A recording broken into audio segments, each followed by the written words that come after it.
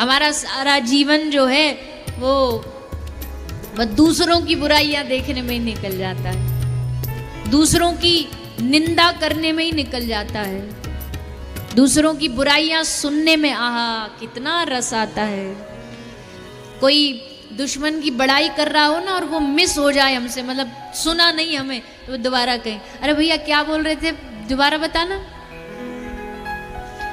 और भले कान एकदम शांत बैठे हो, लेकिन दुश्मन की बुराई हो रही हो ना, खड़े हो जाते हैं, अच्छा अब आई काम की बात। इतना मजा रबड़ी रसगुल्ला में नहीं आता जितना दूसरों की बुराई सुनने में आता है। मन खुश हो जाता, अच्छा उसकी बुराई हो रही है, ठीक। लेकिन महापुरुष कहते हैं कि नहीं, ये समय केवल चौराहे पर बैठ कर के ताश खेलने के लिए नहीं मिला है।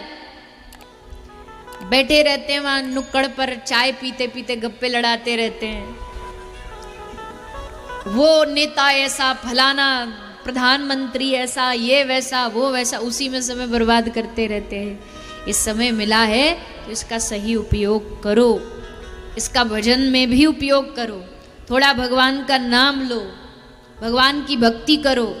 नहीं तो फिर हम और पशुओं में अंतर क्या रहा बताओ।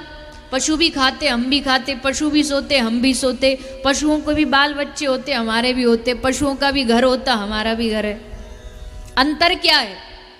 अंतर यही है कि पशु भजन कर नहीं सकते, पशु कथा सुन नहीं सकते, पशु भगवान के नाम में हाथों से ताली बजा के कीर्तन नहीं कर सकते, पर ये सब हम कर सकते हैं। और फिर भी हम इससे चूक जाते हैं, तो फिर हम और पशुओं में अंतर नहीं बचेगा। अंतर रखना है तो यही अंतर रखना पड़ेगा कि भगवान का भजन करो।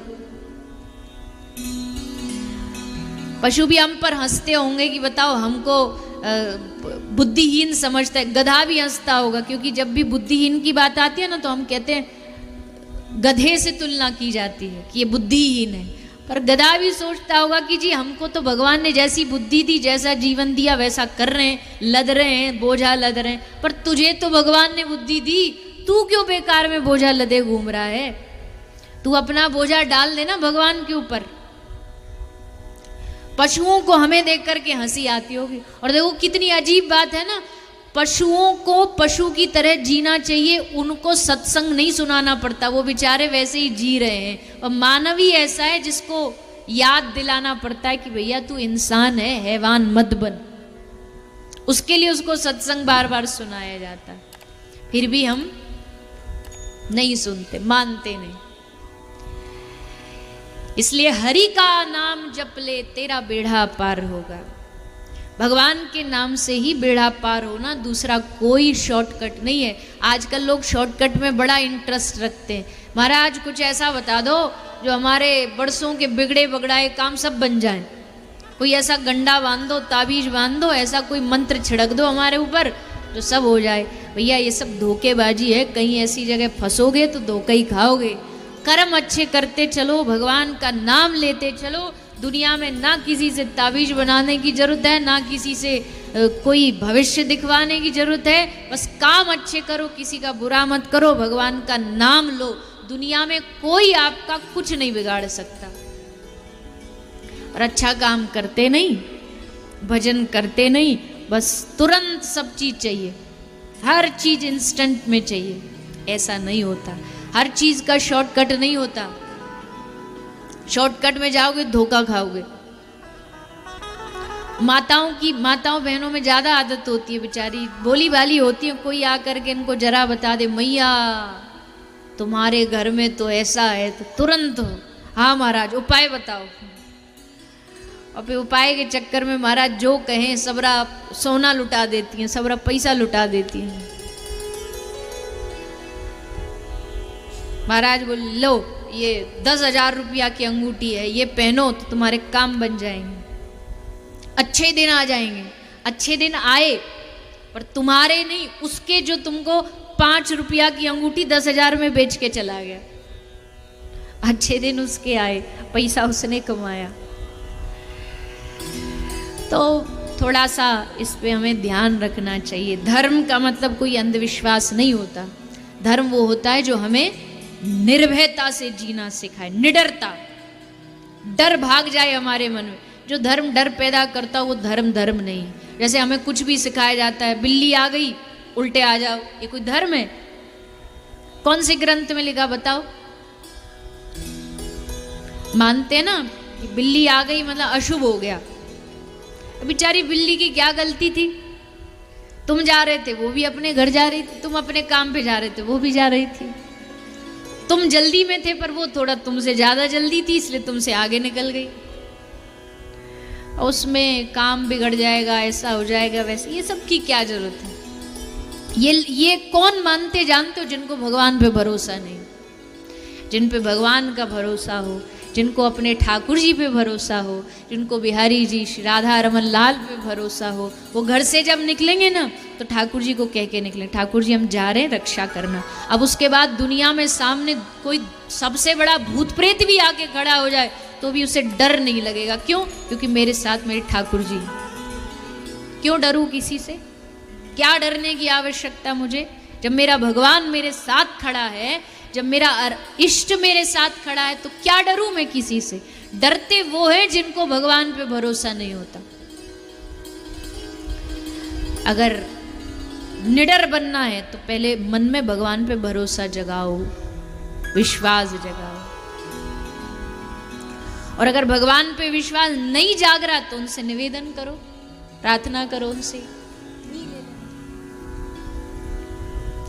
भगवान पे भरोसा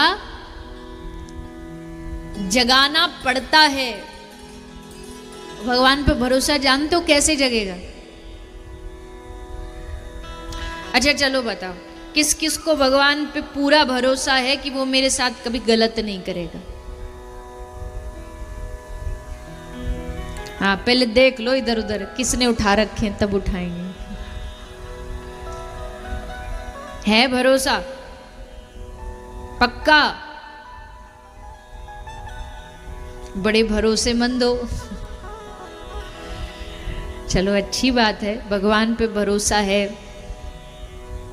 सबको है, पर अभी पूरा नहीं है।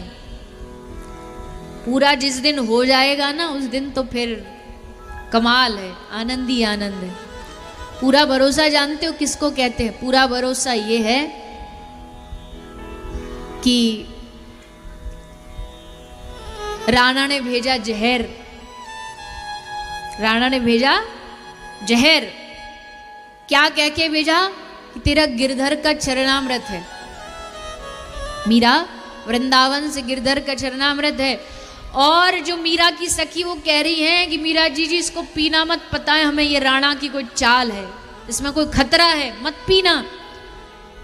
पर भरोसा किसको कहते? विश्वास किसको कहते? मीरा कहती है कोई बात नहीं, जहर भी है तो क्या फर्क पड़ता है, मेरे गिरधर का है ना, ला लिया और उस विष को पी गई। और उस विष ने, उस जहर ने, जो एक अमृत का फल होता है, वो जहर ने अमृत का फल दिया। ये होता है विश्वास। इतना भी हम में जागा नहीं है, लेकिन जिस दिन जाग जाएगा, और उसको जगाने का काम ही सत्संग करता है। विश्वास जगाने का काम ही भगवान की कथा करती है। जब भगवान की, अब देखो मीरा के साथ ऐसा हुआ, अच्छा ऐसा भी होता है, तो फिर मन में विश्वास जागता है भगवान के ऊपर। मैं बार बार कहती हूँ, ये जो भागवत है ये भगवान के प्रभाव की कथा नहीं है, ये भगवान के स्वभाव की कथा है। और जब भगवान के स्वभाव को जान जाएंगे ना, तो फिर भगवान से अपने आप विश्वास हो जाएगा, भरोसा हो जाएगा। जैसे एक नए पति पत्नी थे, उनका नया नया ब्याह हुआ था, तो नदी में बैठ के, नाव में बैठ के कहीं जा रहे थे, नदी में आ गया तूफान। तूफान आया तो पत्नी तो घबरा रही थी कि अब हम मरने वाले हैं, पति एकदम मस्ती में बैठा था। तो पत्नी बोली कि आपको डर नहीं लग रहा? हम मरने वाले हैं, हम मर जाएंगे, एकदम ऐसे बैठे हो मजे में, क्या चक्कर है? तो पति ने क्या किया? पति ने जेब से चाकू निकाला और चाकू निकाल के उसकी गर्दन पे रखा। तो बोली क्या कर रहे हो? बोले तुझे मारने वाला हूं। तो हंसने लगे, काय को मजाक कर रहे हो, वैसे ही मरने वाले ऊपर से आप और मजाक पे तुले हुए। पति ने कहा मैंने तेरे गर्दन पे चाकू रख रखा, तुझे डर नहीं लग रहा कि मैं तुझे मार दूंगा? लेकिन तुम थोड़ी मार सकते हो मुझे, तुम तो डरा रहे हो, मेरे अपने हो, थोड़ी मार दोगे। तो उसने हंस के कहा कि जैसे तुझे मुझ पे भरोसा है ना कि डरा रहा हूं, मार नहीं सकता, वैसे मुझे मेरे भगवान पे भरोसा, डरा रहा है, मार नहीं सकता। इसको कहते विश्वास, इसको कहते भरोसा, अपने पर भरोसा। तो ठाकुर जी से प्रार्थना करिए कि प्रभु ऐसी कृपा करो कि हम में ये भरोसा जागे